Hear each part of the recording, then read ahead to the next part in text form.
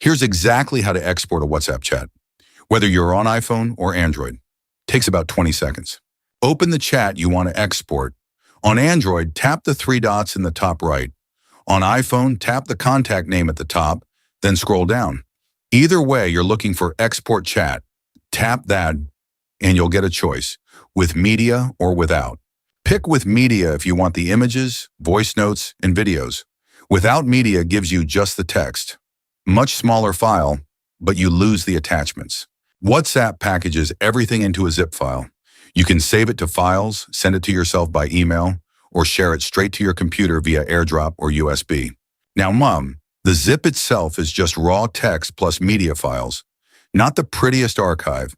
If you want it as a readable, searchable PDF, drop the zip on chat to pdf.app. It does the heavy lifting in seconds. Quick note, WhatsApp's export only includes messages up to the moment you tap export. Future messages aren't in it, so you may want to re-export later. And that's how WhatsApp export works. Link to the converters in the description. Use code VOICE25 for 25% off if you need a PDF.